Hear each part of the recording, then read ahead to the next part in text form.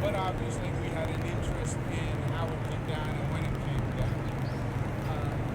The main span of the bridge came down relatively without event. And it was lowered onto a barge, it was taken away. Part of the old bridge main span became part of the artificial reefs.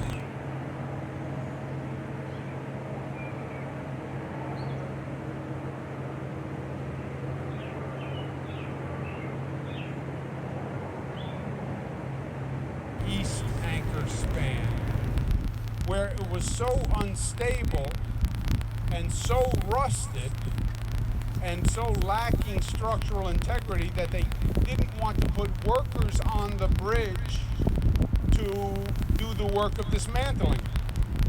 So then we just had the span standing. There was even some fear that it could fall. There was some fear that it could fall and possibly affect the new bridge. So then we had to scramble and do all sorts of engineering. And that span, the east span, was brought down by an accelerated felling. Basically, they exploded the columns holding it up so that it fell, and it fell away from the new bridge. That is, you'll see the top of that span coming out of the water. They're going to be removing that, or start to remove that later this week. So that's going to be lifted out of the water, and that's going to be placed on barges and taken away. That then leaves, you can see on that span where it was cut to control where it fell. So that was exciting. Not really exciting, that was sort of nerve-wracking. That then leaves what's called the west anchor span, which, as you see, is held on these 4 columns. On this span, they were able to put workers on to actually cut it free. And the plan on this span is to cut it and then lower it down onto barges. They'll move it away several miles, and then they will dismantle this span and take it away in pieces. So this is being lowered literally as we speak. I'll let Jamie and Matt tell you some of the details of that process, but obviously it's a major engineering feat to lower such a large structure. The eastern span is going to be lifted out of the water. It's now sitting on the bottom of the riverbed. That will be lifted and taken away. And then that will be, in many ways, the final chapter in what has been a very challenging story, but also a fulfilling story. Again, the largest infrastructure project in the United States of America, at a time when a lot of people believed government just couldn't do big things anymore. Government didn't have the competence. People didn't trust government enough to do it, and were afraid that government projects were all destined to be late and over budget, as if that was written in the Bible, because they forgot what government has done and how powerful we are as New Yorkers. You look south and you see that Manhattan skyline. You think of all the bridges, one longer than the next. George Washington Bridge, Verrazano Narrows Bridge, the tunnels, the subways. We built great projects, and those projects made New York, New York. And we can't lose that ambition, and you can't lose that vision, and you can't lose that confidence. Otherwise, we're not New York. And this bridge, to me, is a testament to our capacity. So when they tell you you can't, you say, go take a ride over the Governor Mario M. Cuomo Bridge. It would make my father very proud. He believed in New York. He believed in New Yorkers. He believed in our potential when we are at our best. And that's what this bridge is. It's a physical manifestation of when people say, no, you can't, you say, yes, we can. We are the great state of New York. And it's beautiful at that. With that, I'll hand it over to Jamie Barbess and Matt Driscoll, who will talk to you about the specific, and will take any questions you have. All right, thank you, Governor. Thank you for your leadership. I'd like to point out some details on this west anchor span. If you look at it, it's about 40 feet, 35, 40 feet lower than it was at the start of yesterday. So it does a very slow lowering on what we call strand jacks. If you were here last year, we did a similar process for the main span on a boat ride, and the governor had pointed out that lowering. The section that was lowered last year, the mid-span, was only 530 feet long. This one is over 600 feet long, and it weighs 11 million pounds of steel. So it's a very heavy lowering, maybe one of the largest ever. And right now, I would say about 40 feet below what it was. If you look at the top of the tower, that pretty much was the old roadway level. They're going to go all through today. If there are thunderstorms this afternoon, they'll stop. If there are thunderstorms, they can work through the rain, but not lightning or very high winds. So they will resume again tomorrow with the lowering process and get pretty close to having it on this receiving barge, which will then, they will take a couple hours to secure it to the barge. And then the barge, as the governor said, will take it about a mile or so south in a mooring area where they'll start dismantling it piece by piece for salvage. The east anchor span that the governor was talking about that had the explosives to come down in a controlled and safe manner, that actually is going to be lifted, or the beginning of the lift, out of the mud tomorrow morning. We're going to start. It's a little slow process, so you're right, Governor, it could take the week. Hopefully 3 days or so. But really tomorrow they're going to try, and if you see there are these little red pulleys on either side of that east anchor span.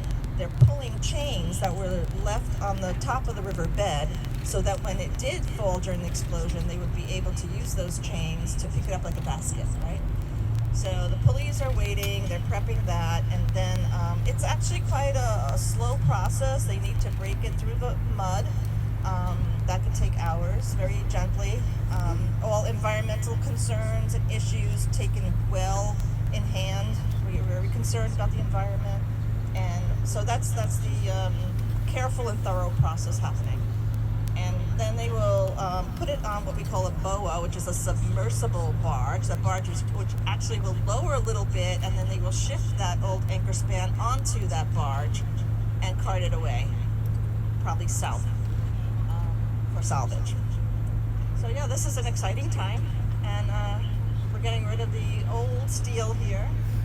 But it will also be a chance to see the new bridge in full elevation for once, right? Without anything around it. I think the new bridge will actually look nicer when it's very clean. Did you want to speak? Sure. And I think the governor got it exactly right. Jamie has talked about the technical aspects, but Just a couple thoughts that I'd add is, I think all of us here today and who have been witnessing this throughout are a part of history. And make no mistake, this is a historic moment because this bridge is going to be here for the next 100 years. The governor was correct when he talked about the structural integrity of the old bridge. I mean, again, it's fair to say most people who went over it certainly had those concerns as well. But the other piece is, and it's something that, this administration under the governor's leadership have always focused on, is when you do development and you fix something or you build something, it needs to connect. This has also been built with increased capacity, and that capacity is going to serve this region and, frankly, the East Coast for the next 100 years as well. So they really go together.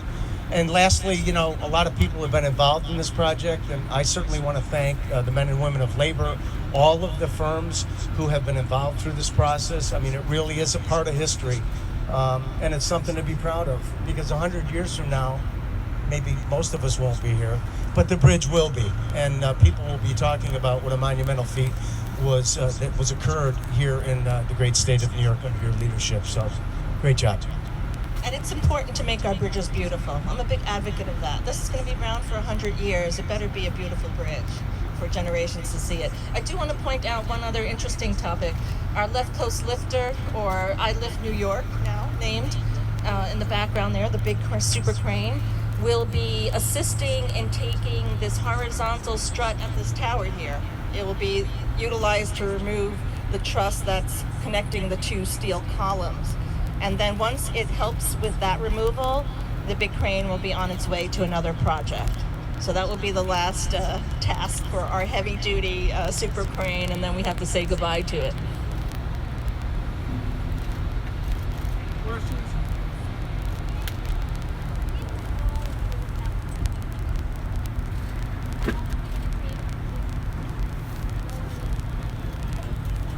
Yeah, great question. So the lowering, at the rate it's going, can't take more than 1 to 2 days, right, at the rate it's going. So right now we could see about 40 feet, and it's going to continue tomorrow, maybe about 10 to 15 feet per hour, right? So we can calculate that it may take a day or two, depending on weather and everything else, so that you would not be seeing this span in this position. It might be parked on the barge for a little while for them to secure it tightly before they take it south. As far as the east anchor span, that, if things go well, and it's a slow process, and they got to be very gentle about it, but that should be out by the end of the week, like the governor said. It should be gone. Yeah. Well, you may see, like I tried to refer to these column tower steel, right? So the Left Coast Lifter will be working on the horizontal strut between the vertical columns, but that's going to take some time. You may only see that remaining steel of the tower, and they could take their time doing that. So it would be clear after next week or 2 weeks, right? Except for that tower steel, which they can take their time doing. No reason to actually rush that. I imagine it's going to be planned next, and how quickly that goes down could be another week. Who knows? Depends on the scheduling of their activities. At the same time, they're going to be able to work now on the big foundation, the caissons under the main bridge, because they get this span clear out of their way, and they can work on the foundations that are below the water, and that's going to be a very complex and interesting operation.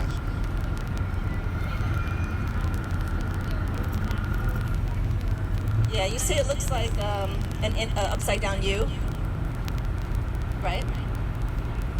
Right here. It's like an erector set. Yeah. Courtney, basically, this span will be gone in a couple of days. The span, what they call the east span on the far side that's in the mud, will be pulled out of the mud. That could be a week or two, and that's it. And that's why I said this is the final milestone. This is the last boat ride. The first priority was building the new bridge, getting it up, getting it running, better integrity, more volume, more capacity, improved traffic flow. They then came back to remove the old bridge. The main impact will be you'll have the first unobstructed view of the bridge. because the old bridge will be gone. And the old bridge had a charm of its own. I'm not quite sure what it was, but there's a charm of its own. But that will be gone. You'll be looking at the new bridge, and you'll get to truly appreciate the full expanse of it. And from an operational point of view, any possible issue with removing the old bridge will be gone. As I mentioned, we did have issues with removing the old bridge, so that will be over, and the job will basically be completed. They'll come back, they'll do some finishing work on some of the columns, some of the underwater concrete caissons, but that's just finishing up details. The main work will be over.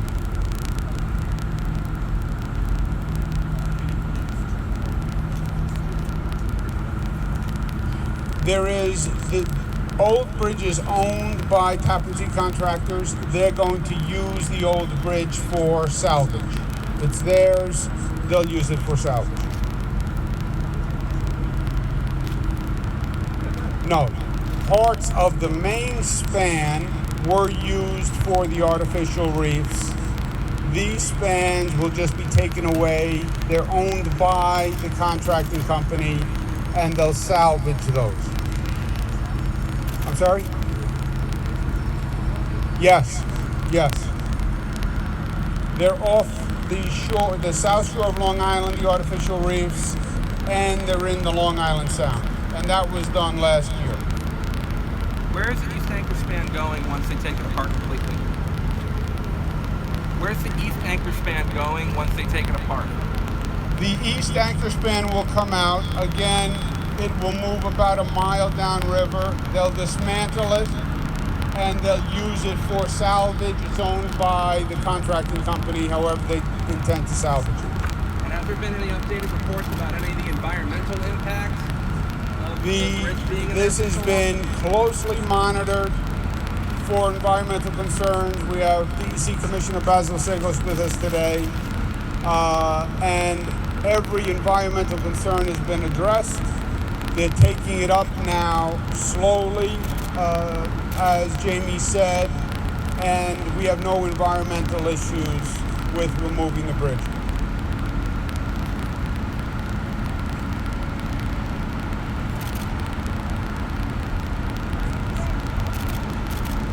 Why aren't we wearing life jackets? Because I'm not going to sue the state.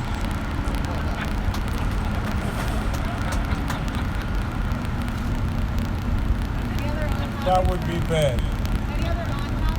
Any other on-topic questions? Any off-topic questions? MTA overtime. The boat problem? The boat problem. I'll add to that. Yeah. The bridge is completely safe. The boats, we've tested hundreds and hundreds of boats. The boats are safe. There is a certain investigation that we can't comment on, but I have to tell you in the public that it's not about safety. So the integrity is there. No. Taxpayers will not be paying for anything with reference to anything at the boats.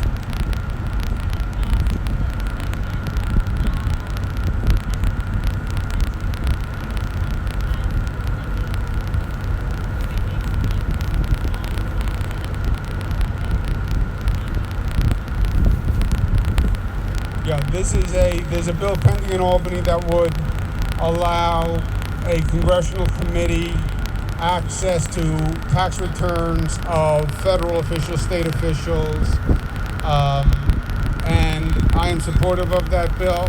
I believe it's going to pass.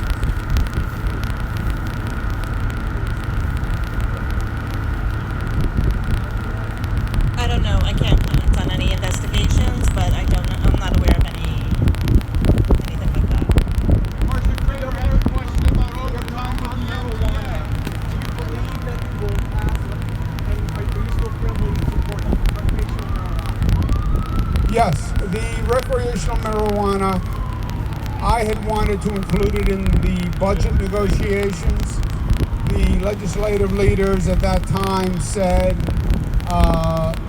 they'd prefer to do it after the budget. That's where we are now. They are considering it. I'm wholly supportive of it.